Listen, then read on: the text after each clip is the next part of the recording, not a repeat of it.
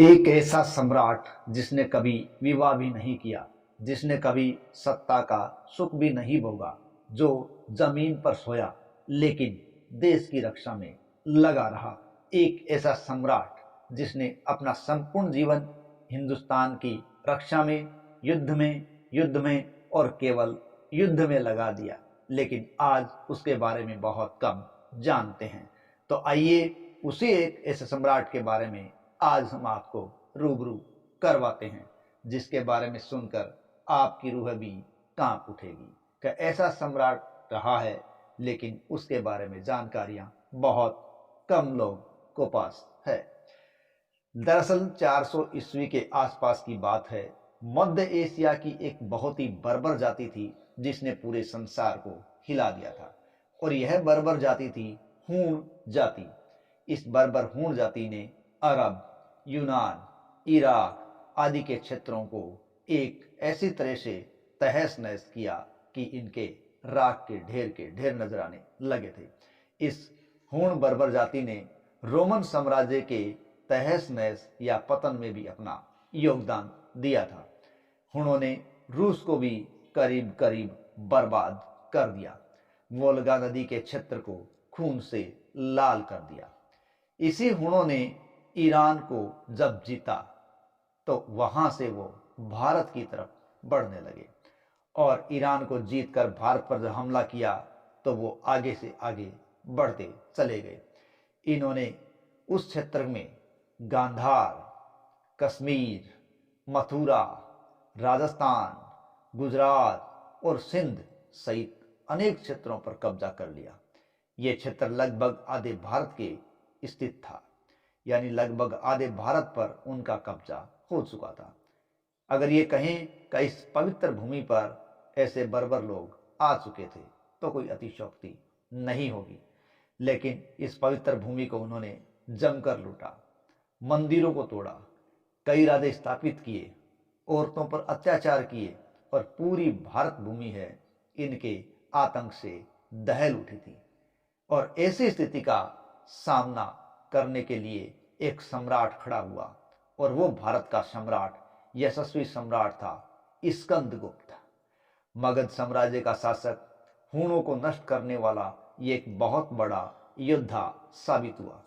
माना जाता है स्कंदगुप्त से अब हूण कांपने लगे थे। स्कंदगुप्त हूणों के एक राजा को युद्ध से घसीट कर पाटलिपुत्र ले गया था।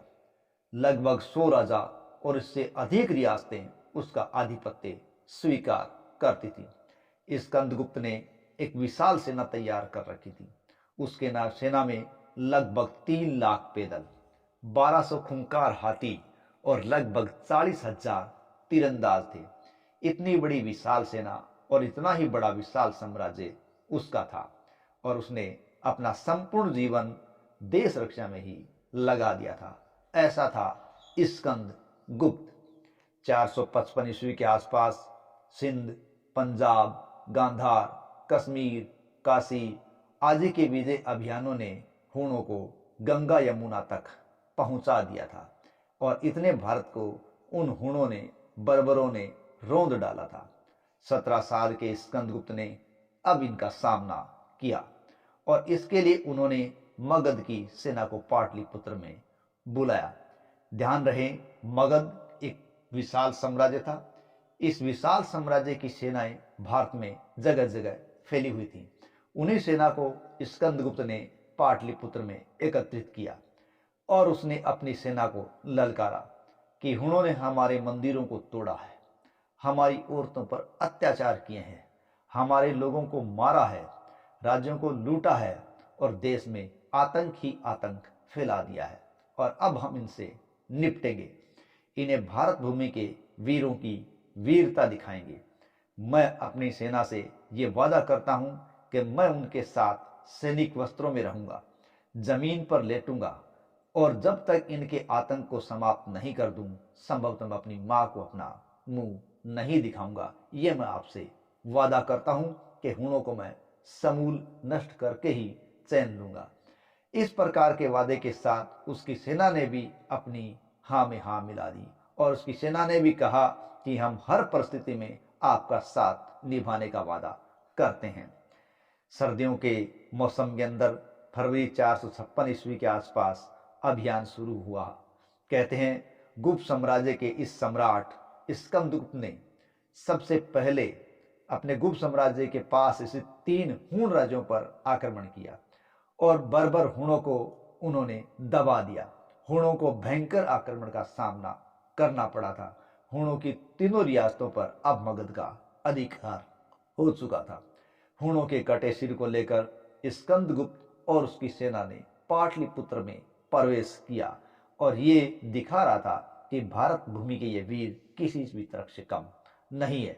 संभवतः ये पहला प्रयास था कि जब किसी राजा ने हूणों पर सामने से आक्रमण किया हो, अन्यथा हूण ही आक्रमण करने के लिए आया करते थे और उसने हूणों को नेस्तनाबूद भी कर दिया था।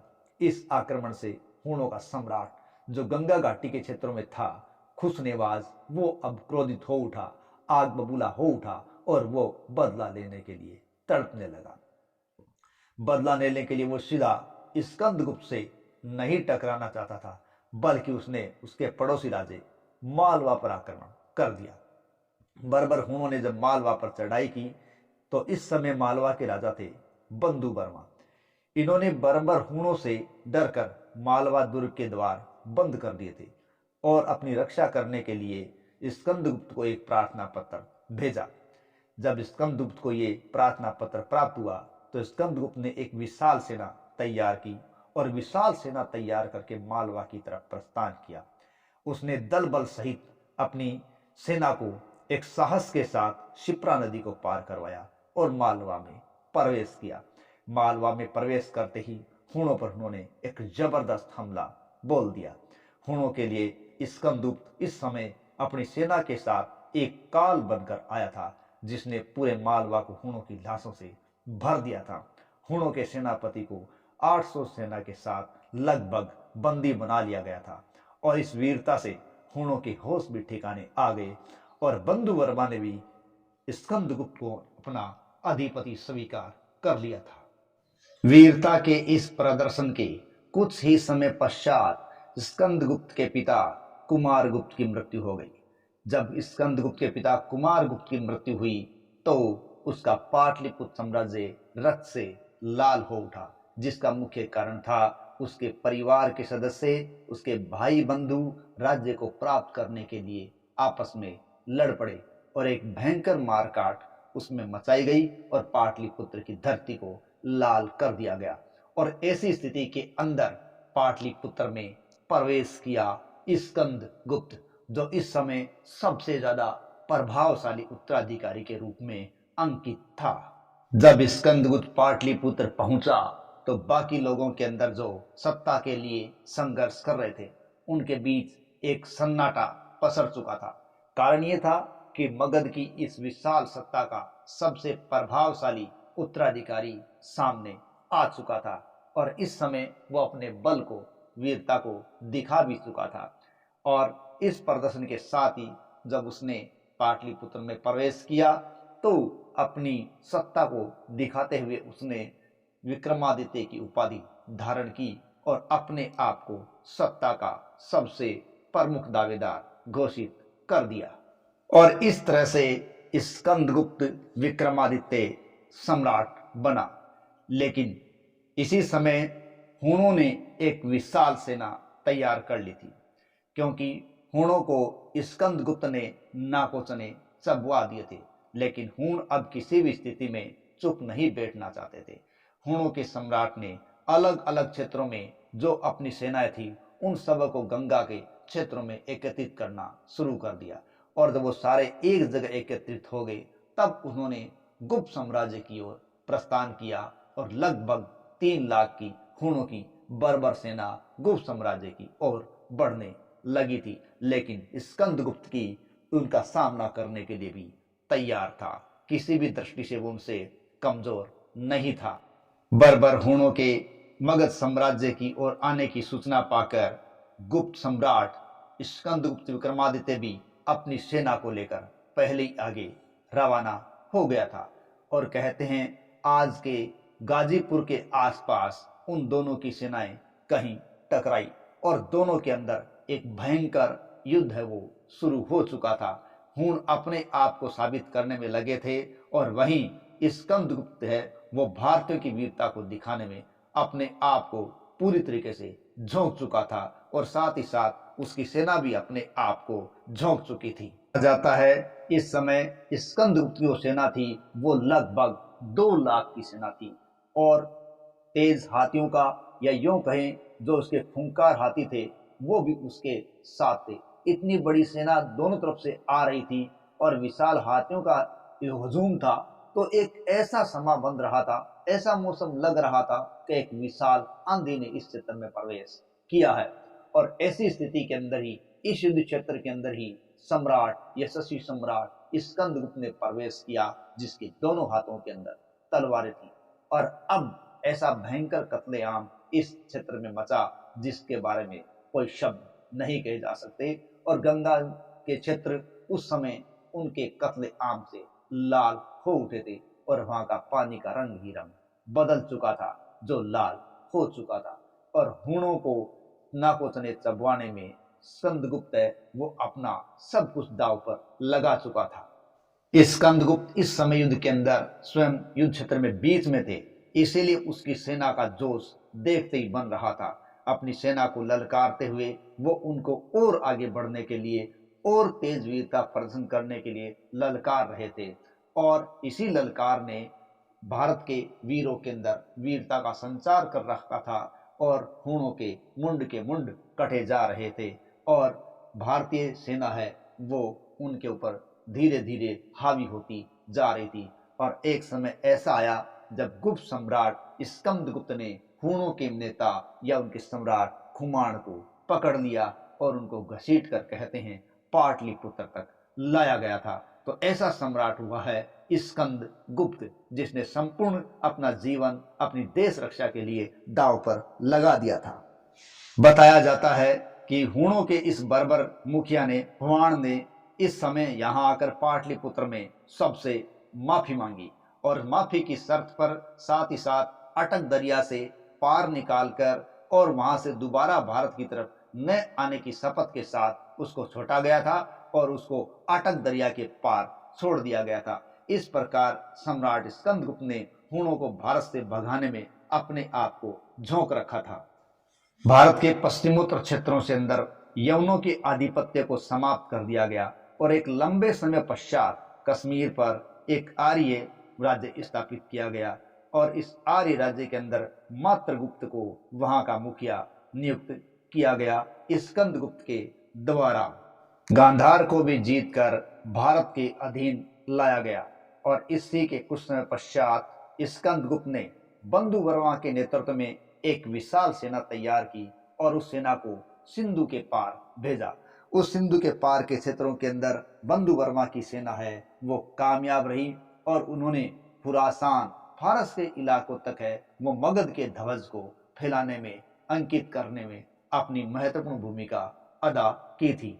इस विशाल साम्राज्य के स्वामी स्कंदगुप्त के बारे में कहा जाता है कि ये मालवा की राजकुमारी देवसेना से प्रेम करते थे, लेकिन देवसेना इनको एक हिंसक व्यक्ति मानती थी, इसलिए वो हमेशा इनसे दूर ही रही। लेकिन किया क्या जा सकता है, स्कंदगुप्त ऐसे हालात में थे कि बर्बर हूणों का आक्रमण था, इसलिए वो मुंडों के मुंड काटते और भगवान से अपने की क्षमा मांगते और अगले ही रोज फिर उसी काम के अंदर दोबारा लग जाया करते थे।